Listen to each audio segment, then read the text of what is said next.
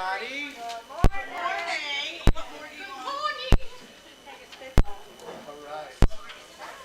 There are two things going around.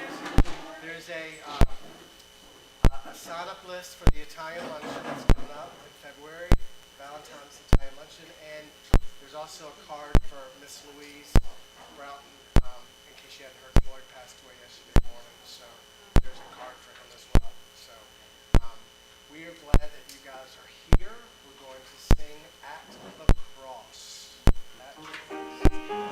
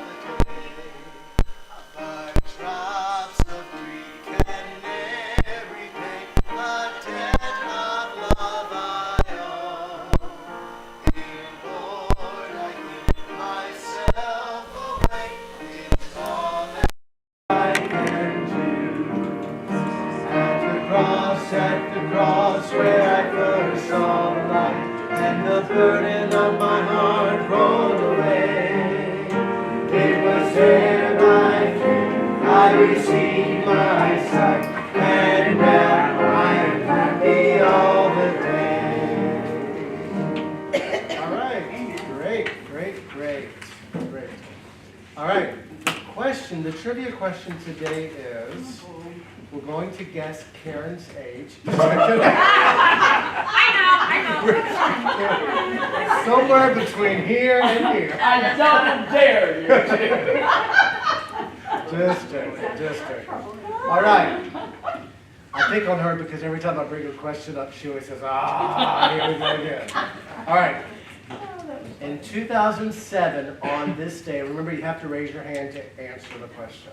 In 2007, on this day, in Beijing, the first drive-through of this restaurant opened in 2007.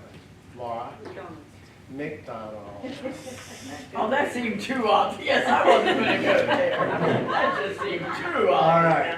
Donna, Miss Donna, our stand-up comic, she's ready. Okay. Get my act together. And I'll try not to cough. Be recorded. We have blackmail. I know. Okay. Ain't it the truth? The woman goes to the doctor for her yearly physical. The nurse starts with certain basic items. How much do you weigh? She asked. 150 pounds, she said. The nurse puts her on the scale, and it turns out she weighs 140 pounds. The nurse asks her height. 5'8", she says. The nurse checks and sees that she only measures 5'5". She then takes her blood pressure and tells the woman it is very, very high. Of course it's high, she screamed. When I came in here, I was tall and slender. Now I'm short and fat.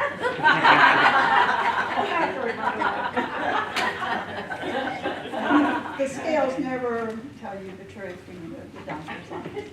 But anyway, it's the thought that counts. Mrs. Donahue was walking down the street when she met up with her local priest. "Good morning, Mrs. Donahue," said Father Patrick. Didn't I marry you and your husband 2 years ago? That's right, Father. And have you two had little additions to your family yet? No, not yet, Father, she grumbly answered. We've been trying and trying, but we cannot seem to conceive. The priest says, well now, I'm going to Rome next week and I'll light a candle for you and your husband. Oh, thank you, Father. Then they parted ways. Some years later, they met again.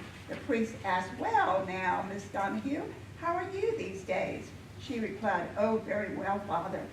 The priest asked, now tell me, have you and your husband had any wee little ones yet? Oh, yes, Father. 3 sets of twins, 4 singles, 10 kids in all. The priest was impressed. That's wonderful, and how is your loving husband doing? She replied, he's fine, but he's going to Rome to blow out them stinking candles.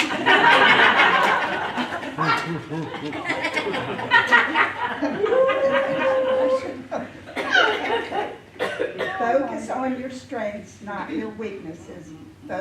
Focus on your character, not your reputation. Focus on your blessings, not your misfortunes. Thank you very much.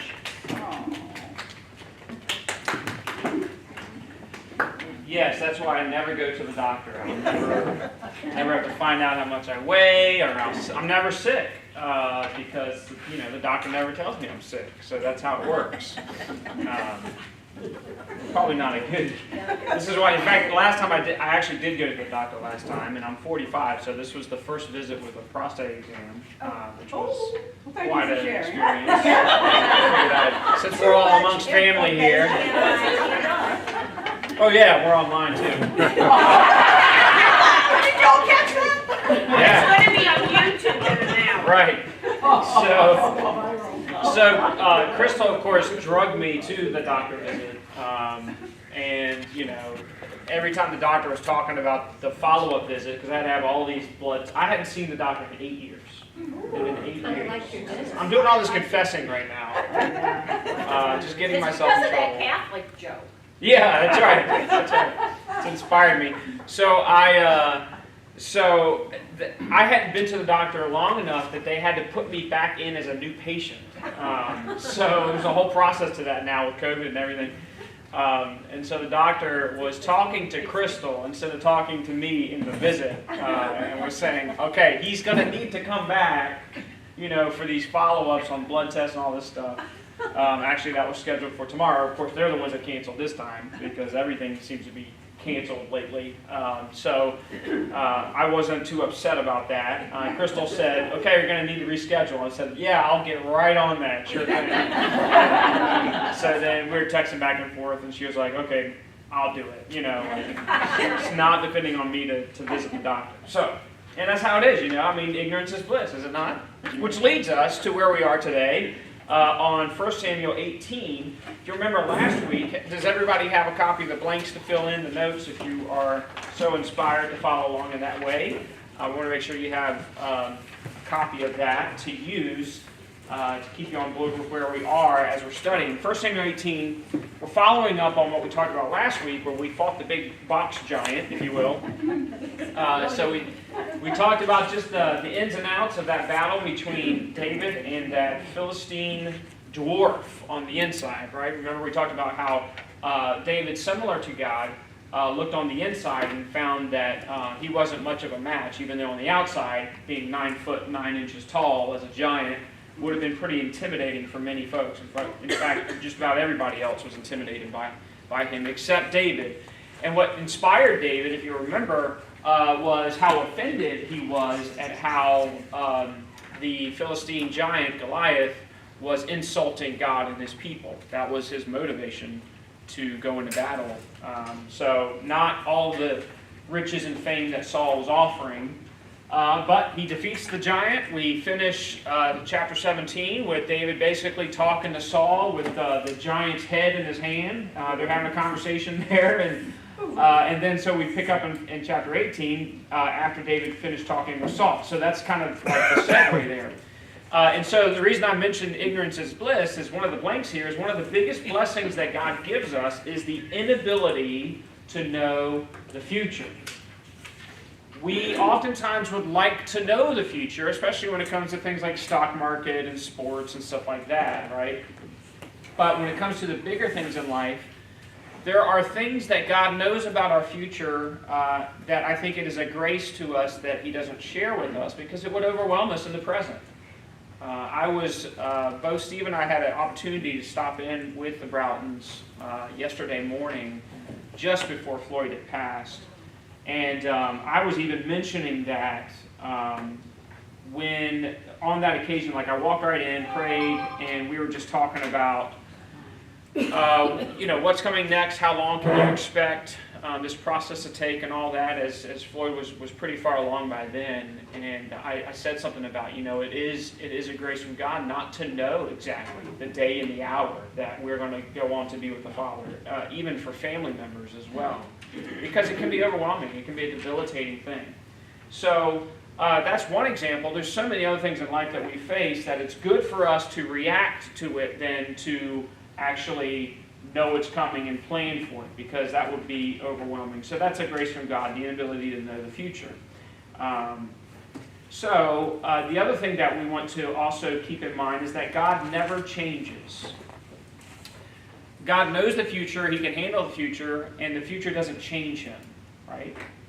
We change all the time. What kind of things influence change in us? What causes us to change? Whether for positive or negative. Circumstances. Yeah, that's exactly where I was thinking. Our circumstances in life are constantly changing. Our variables are changing.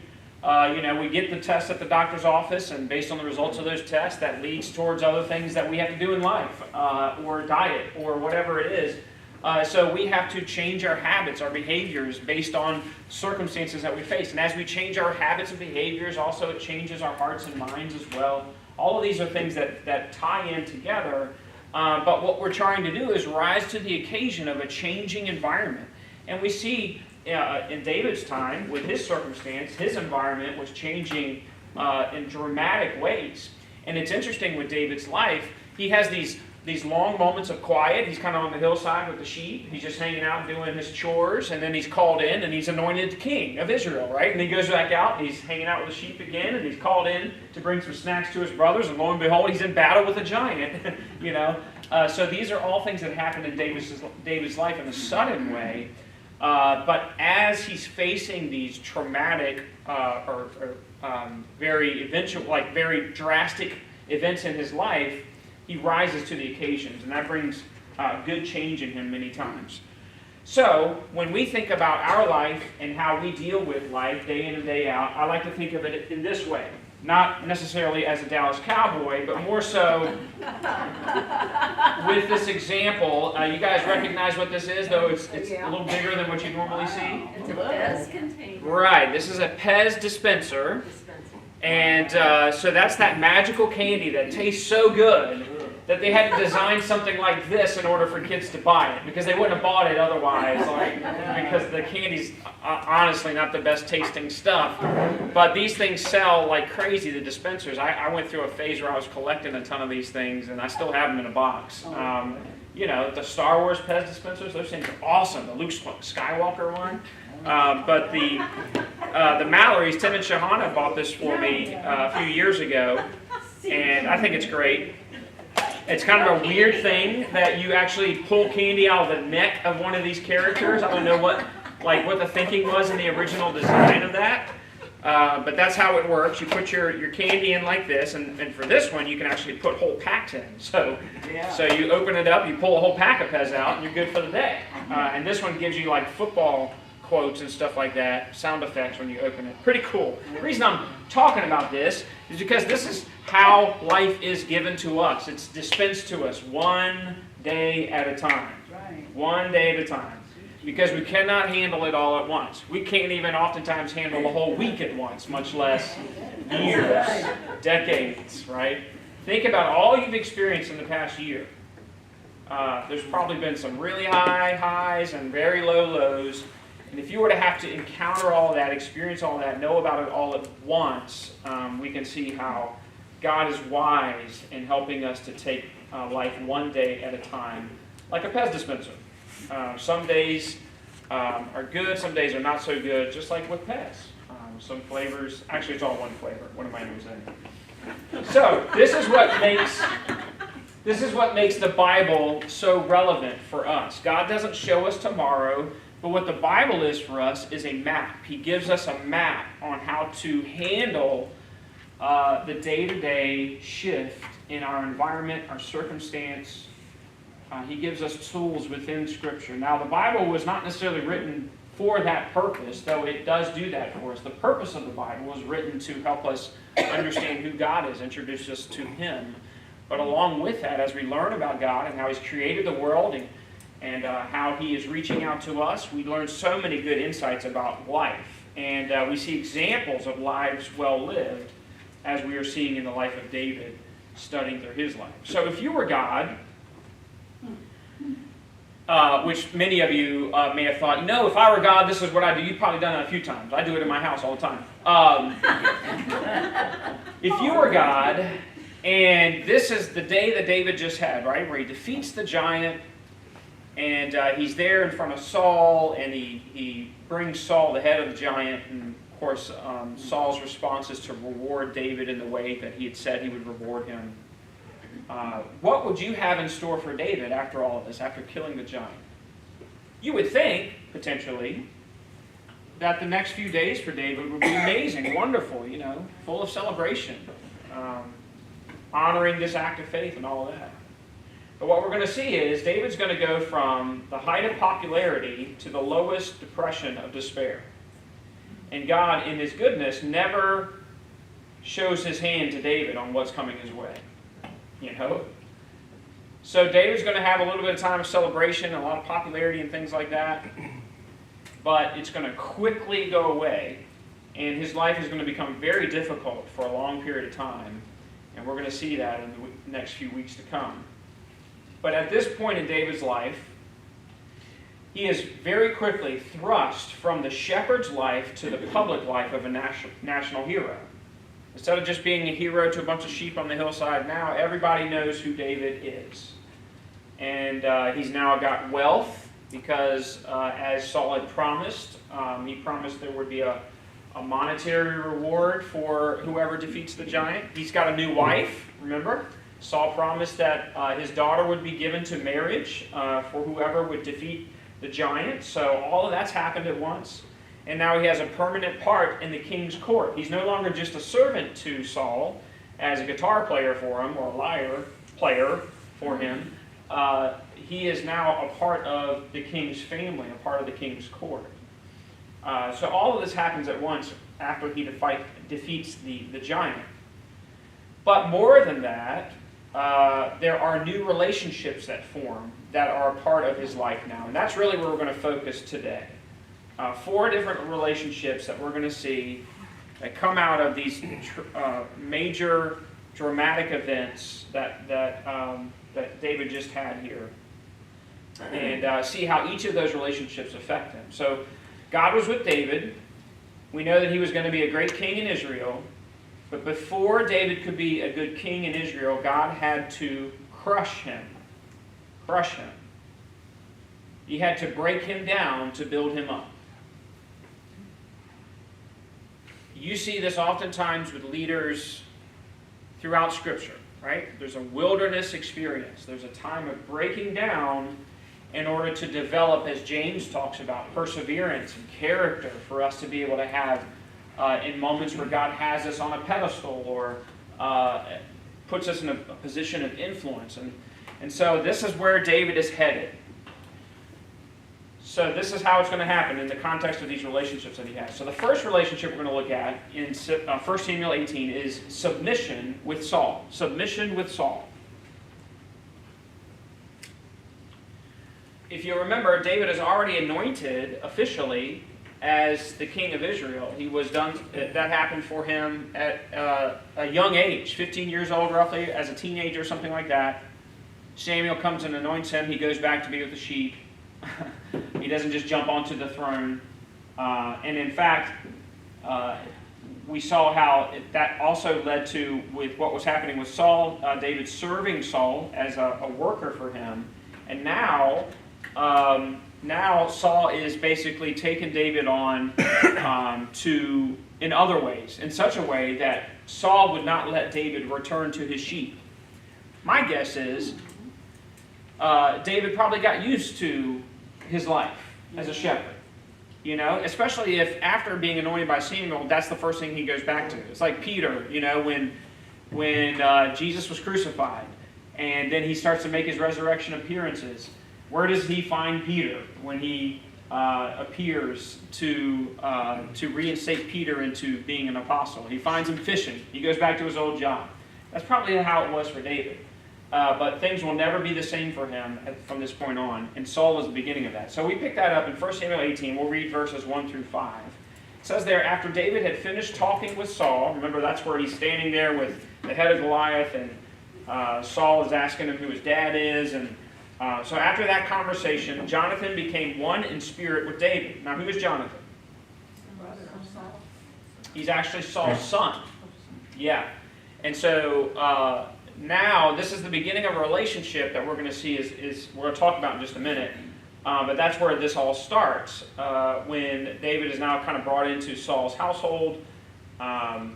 And I guess he would officially kind of be a brother-in-law to Jonathan. But the son of Saul, that's who Jonathan is, became one in spirit with David, and he loved him as himself. From that day, Saul kept David with him and did not let him return home to his family. So not just his sheep, but also his family. Jonathan made a covenant with David, though I think David probably preferred his sheep to his family, as we saw previously with the way his brothers treated him, and even his dad. So Jonathan made a covenant with David because he loved him as himself. Jonathan took off the robe he was wearing and gave it to David, along with his tunic and even his sword, his bow, and his belt.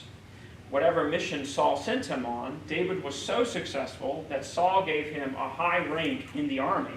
This pleased all the troops and Saul's officers as well. So you have the hero of battle here becoming a servant to Saul, but really was kind of a servant incognito, because it was David who was the legitimate king, and Saul doesn't even realize that. So 4 times in this chapter, that's a blank, 4 times in this chapter says that David prospered or behaved himself wisely in this time. So he's handling this recognition well so far. He's submitting to authority, and so God will lift him up, continue to lift him up.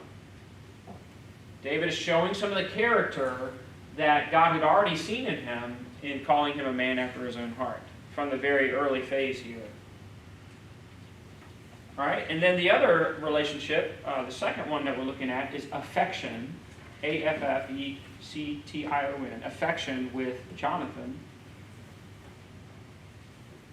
So in Jonathan, David finds an intimate friend who's going to help him in a tough time that we've been talking about is coming. And you can see the descriptions there in verse 1 and verses 3 and 4, the description of how Jonathan is one in spirit with David and loves him as himself. And the relationship is so close that Jonathan is actually handing over a lot of his signs of authority and sonship under the king to David, and giving his robe over to him, his sword, and all of that. So God provides this intimate friend. And intimate friends are usually rare in life. Rare in life. How many intimate friends do you think, on average, people would have in life? This is not a scientific thing. This is just opinion. Maybe one? You know, I mean, the world we live in now are a little bit more mobile than maybe previous times. So you may have upwards of 3 or so intimate friends in a lifetime. But if you stay put in one area with the same folks that maybe you've known since school days, you could potentially just have one friend who's like that, who's an intimate friend. That's the kind of relationship we're talking about. It's a rare thing in life. But that's what David found in Jonathan. And there's 4 characteristics that can be found in the story of intimate friendship. This type of lifelong, long-term friendship between people like this. An intimate friend is willing to sacrifice. As we talked about, Jonathan taking his robe, verse 4, taking robe off he was wearing, giving it to David, his tunic, even his sword, his bow, and his belt. I mean, I guess he had a bunch of just like shepherding clothes back then, and now he's royalty. And this means something not just to David, but also to Jonathan. For Jonathan to do this for David, I think was good for him as well. And then later, you'll see in chapter 20, Jonathan even says, whatever you say, I'll do it for you. I think Jonathan would be willing to die for David. That's the kind of sacrifice that he was willing to make. So there's no keeping score. It's like when Scripture says love keeps no record of wrongs. That's the kind of affection that they have for one another. So what's characterizing the relationship is unselfishness and not keeping score of who's got more than the other, things like that. So, willing to sacrifice. Secondly, an intimate friend is a loyal defense before others. In other words, they're not a fair-weather friend who is willing to talk differently about you when you're not around than when you are there. We see an example of this. Chapter 19, verse 4, describes how Jonathan spoke well of David to his own father, Saul. And the context here in chapter 19 is a time when Saul hates David. He's jealous of him. He's paranoid by him. And even in that environment, Jonathan was unwilling to talk negatively about his close, intimate friend who was also an enemy to his own dad, which puts him in a crazy dilemma. But Jonathan never let that cause him to become two-faced to this friend. So, not only did Jonathan stand up for his friend, but he rebuked his father for his attitude toward David. And so there's that example in 19 I was telling you about. So Jonathan was Saul's son, might even have been the heir apparent to the throne, but he had no jealousy over David seeming to rise to that position early on. All right, so there's that willingness to sacrifice. There's an authentic love for one another that causes you to be a loyal defense even when the other one is not around. And then number 3, intimate friends give each other complete freedom to be themselves. Another example from chapter 20, verse 41. After the boy had gone, David, so this was when David loses his child. And so they're sharing in this time of mourning together. And verse 41 says, after the boy had gone, David got up from the south side of the stone, bowed down before Jonathan. Nope, that's not what I'm sorry. Let me double check, make sure I'm looking at the right context here. I think this is actually when they have to part ways. So we'll see this in more detail later, but they devise this plan for how they're going to find out whether or not Saul wants to kill David. At first, Jonathan didn't believe that Saul wanted to kill his friend, and so they figured out a way to find out whether he was going to do that or not. And as a result of that, they find out it's true. Saul wants to kill David, and that means Saul can no longer be around Jonathan because David can no longer be around Jonathan because Jonathan is Saul's son. This sounds like Days of Our Lives, isn't it? But once they find that out, that's when they have this mourning, this sad separation from one another. So that's what we're reading about in verse 41. And so David gets up from the south side of the stone, bows down before Jonathan 3 times with his face to the ground, and they kissed each other and wept together, but David wept the most. They were completely open with one another emotionally, especially as 2 guys, 2 warriors, if you will, in that time. They were able to be completely themselves, no matter how ugly it may have seemed at times. So that's what the freedom to be themselves in an intimate relationship. And then the 4th thing is an intimate friend is a constant source of encouragement.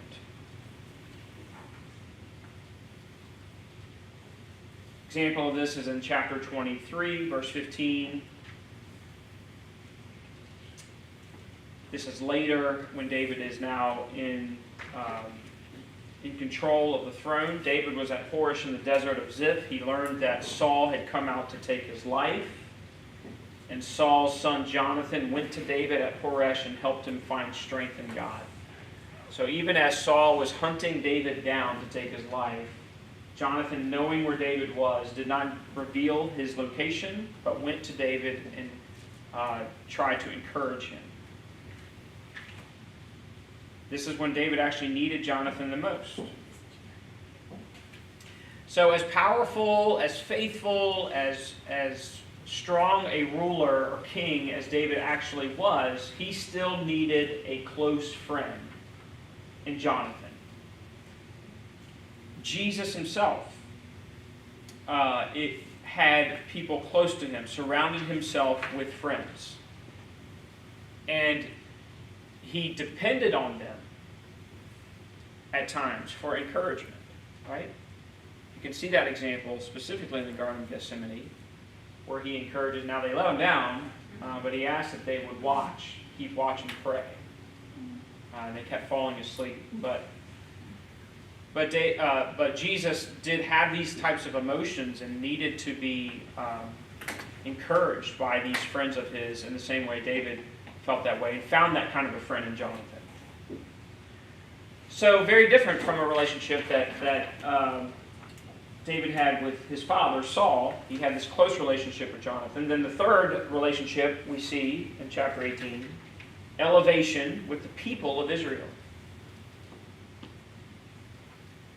You can see in this section how popular David becomes very quickly with the Israelites. Verse 5 says, whatever mission Saul sent David on, David was so successful that Saul gave him a high rank in the army, and this pleased all the troops and Saul's officers as well. Remember, David was a shepherd boy. He had no previous military experience or training. Yet he still was able to impress these high military leaders, the servants of the king. He impressed basically everybody he met, but specifically in this context of being able to fight in battle and impress these officers of the king, that was something impressive to see. Continues in verse 6, when the men were returning home after David had killed the Philistine, the women came out from all the towns of Israel to meet King Saul with singing and dancing, with joyful songs and with timbrels and lyres. As they danced, they sang not the kind of song that Saul wanted to hear.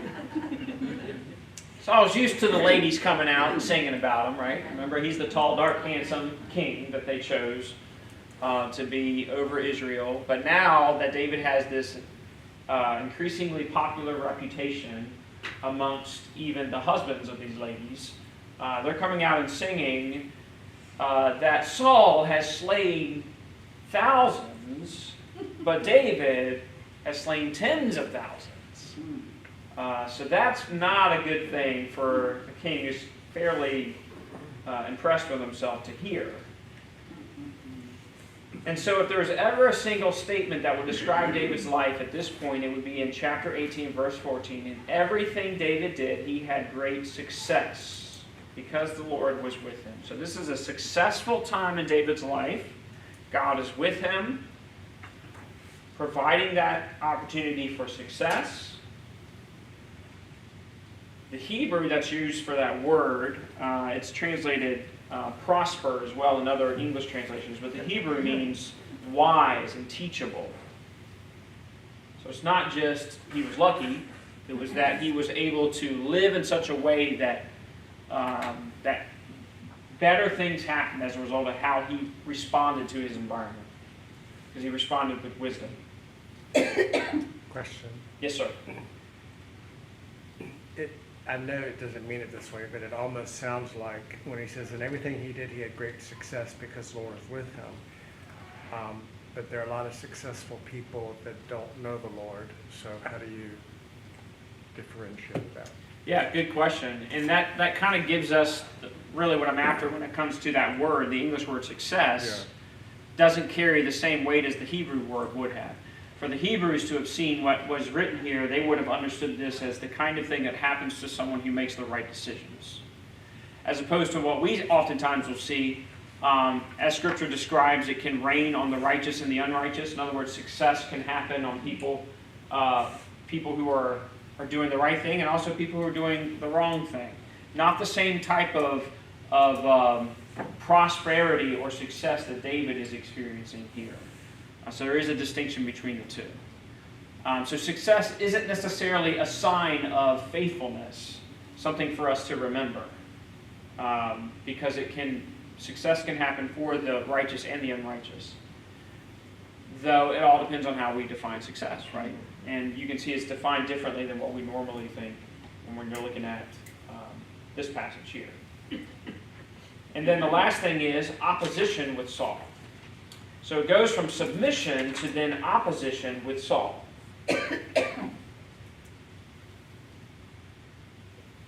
Remember, David had done nothing to deserve the treatment that Saul had given him.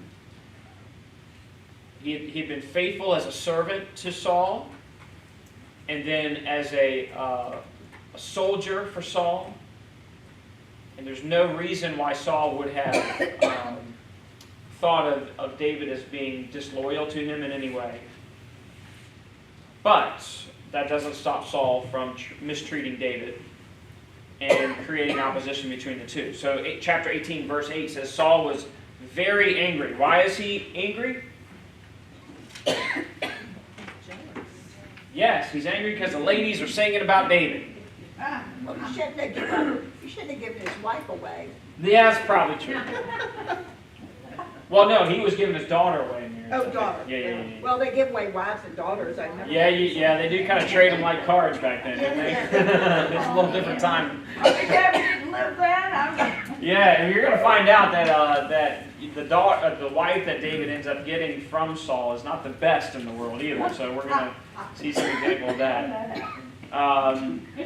But Saul's upset because his reputation is now being overshadowed by this other guy, the shepherd kid. And so this refrain displeased him greatly.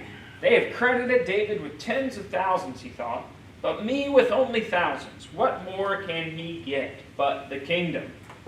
And from that time on, Saul kept a close eye on David. Now that's an ominous little turn that's going to happen here. And it's going to lead to some bad days ahead for David.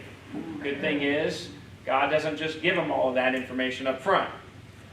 So David's going to have to live through this wilderness experience, this experience of having to run for his life for an extended period of time. Over 19 different attempts are made on David's life by the time this will all be said and done by Saul, trying to get rid of David. But for now, Saul is just suspicious of who this guy is, and he would get such a reputation over what people say about Saul. So the Hebrew word conveys slow burning within kind of anger. This close eye on David. The word for displeased him means inner turmoil.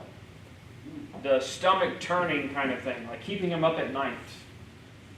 That's the kind of displeasure that Saul is getting from knowing how these people are singing of this other runt that wouldn't even fit in his armor before he defeated the giant. So on top of all that, Saul then becomes paranoid. That's the close eye on David, is paranoia. He's paranoid. He's worried about losing his power, his throne, his authority, his reputation. And it's going to cause him to make some foolish decisions. Keep in mind, Saul's already lost the kingdom. He's just not aware of it. And did Saul have warning that he was going to lose the kingdom? You remember that? We talked about when Saul was continually disobeying God in the time of battle that he was in. There was occasion where he would go into a town. God said, don't take anything from that town. It's going to cause my people's hearts to be led astray from me, so don't take the false gods and the gold and wives and all that kind of stuff from this town. Leave it. Destroy it. Saul's like, well, some of it, his military commanders are like, some of this stuff's really nice. It's really valuable, and they hold on to it.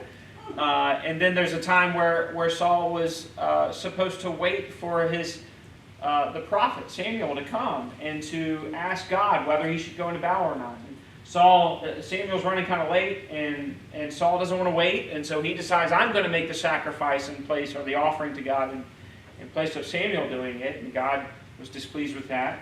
And so you have like these 3 strikes that happen with Saul. And God very clearly says through Samuel, your throne is gone. I'm going to take it from you. And the next day, that's when Samuel is at Jesse's doorstop looking for the next king to anoint. This has already happened. Saul is paranoid about something that he is unaware has already taken place. So it's interesting. Our limited perspective sometimes can mess us up when it comes to how we really understand the situation. God has a more clear picture. But within a matter of minutes, this is a blank, within a matter of minutes, Saul has now decided to make a lifelong enemy. As long as it takes for those girls to sing that song is the time it took for Saul to say, I don't like this kid. So now it's going to lead, it's actually going to escalate, right? It's not going to just be, well, let me keep an eye on this kid. It's going to become, how can I get rid of him? And so we're going to see some of those encounters ahead. We'll see what happens between Saul and David next week and the week following. So here are some more blanks to finish this up here. Lessons for today to remember from these relationships that David is forming here. Not knowing the future forces us to take one day at a time.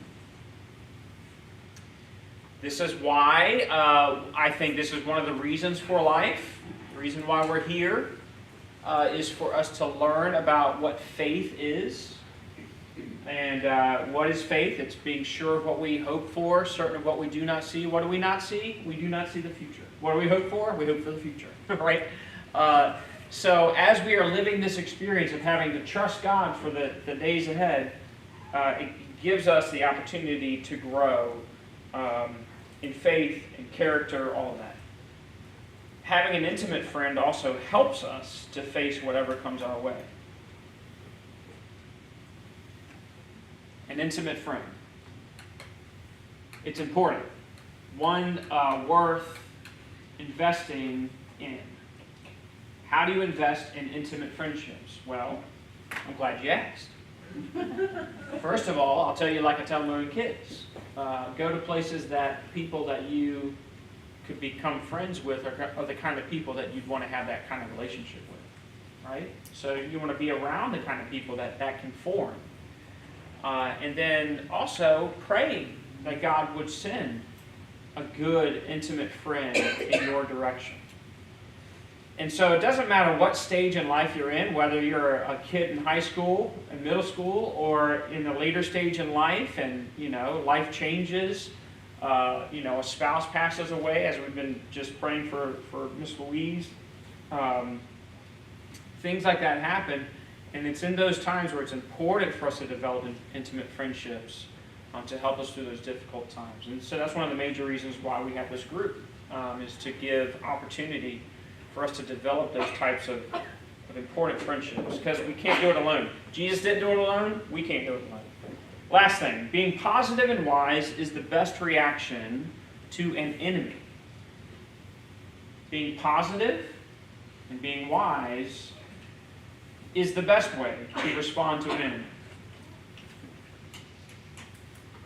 And you will see this over and over again. David is going to stay wise. He's going to stay positive when he has every reason to be grumpy and to be offended by the way Saul is treating him. But while Saul fumed, David prospered. And you'll see that happen more and more as we get together in weeks ahead. So we have a few minutes left, and I want to, before we finish things out, say thank you to anybody who's joining us online. We're going to end it. And then, goodbye. And then we'll talk about some prayer things along the way. So, just message us if you'd like to join us and or want us to be praying for some things. I see Brenda checking in. She says, I'm sorry I'm not there today. A lot going on here today. Love and miss you all. And then Miss Myrtle said, good morning. Love and miss all of you as well. So they were with us live. We'll see you ladies and others who may be with us.